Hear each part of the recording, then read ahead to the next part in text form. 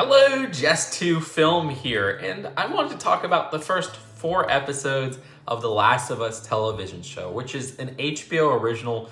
A lot of people are talking about it, and I was like, okay, are they just talking about it because it's a popular video game adaptation? There's no way this is actually good. But dang, this is one of the best shows recently and just narrative shows that I've given a chance to. To be fair, I don't give a lot of chances to shows in general because a lot of them just seem like they're built around their cliffhangers and don't really have much going on for most of the episodes. But no, this is a very tight show in terms of the actual action and events that happen within the episode and exploring the world that this sets up, which is so interesting. This is by some of the people behind the Chernobyl show, which was a really good show based on an actual historical event. And while this is based on an existing video game franchise, what the video games didn't do was really give this huge setup for the time before on how this event all happened. And so you get little bits of that throughout each of these episodes, though I kind of wish there was more of that in the 4th episode, which is one thing that I say the 4th episode is one of the weaker moments. But like the 1st episode is a fantastic setup and recreates a lot of the things that happen in the game, because I didn't play too much of the game, but I did play like the first hour or so. And then the 2nd episode establishes this new world and is like, okay, this is what's gonna happen. These are the characters you know. 3rd episode is probably my favorite. It just goes so left field in terms of, wait, we're not really following the main characters of the show, but here's just one of the best romance stories I've seen in a movie or show in recent years, which is kind of crazy. It's the longest, I think, of the bunch, if not the first one, but the 1st and 3rd episodes, I think, are the standouts so far.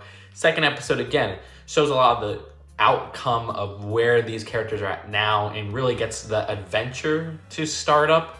And I still think that's a great episode too, but that one's noticeably weaker than the 1st and 3rd. And the 4th episode, I'd say, is noticeably weaker than the 1st and 3rd, about on par with the 2nd episode. Really wish that it would have went a little bit more into the history of this world like those other episodes did.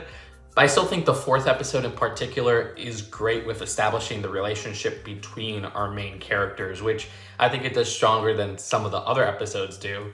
If I had to give a rating to 2 and 4, I'd give it a 7 out of 10, and then 1 and 3, I'd give an 8 out of 10. 3 is really fantastic though. But yeah, I'm really digging the show, and maybe I'll be able to do like an episode review per week. I don't have too much to add, and I do know the direction of where the 2nd game goes because I got a lot of that spoiled for me. And what's really interesting is that they're saying that this first season is going to be the first game, then this 2nd season is going to be the 2nd game. I'm amazed because they could span this out, take their time, and milk the franchise. But again, at the rate of how they're telling this story and with the pacing being so effective and not having any cliffhanger moments except for the 4th episode, which ends on a cliffhanger. And I was like, oh, right when they were going to show something very interesting, why'd you have to do that? I could see that, yeah, this first season is probably just going to be the first game, and then next season, 2nd game. And it's quality over quantity if that's the direction they're going. Because I'd rather have a quality, shorter season than one that goes on for a couple seasons and just draws out the premise and explores every facet to a boring extent. I will say Pedro Pascal is fantastic as the lead Joel, but I also really like the actress who plays Ellie. And there's no bad performances, except this 4th episode had like a bad performance for like a second, but the character was gone again for like a couple seconds, and then it's like, okay. But it was like noticeably like, huh? But I'm maybe being too hard on the 4th episode. It's just that the 3rd episode was so strong in what it did and what I didn't expect it to do, and how that was executed in developing these characters that you don't see too much of. That the 4th episode, when they had like a character on for a second that had bad acting, I'm like, I wish that was just a little bit better done. So yeah, let me know what you think of The Last of Us in the comments below. I tried not to spoil much really, but in the comments, I'm sure there will be spoilers. So we could talk spoilers in the comments, but yeah, I'll see you later. Peace out. Bye.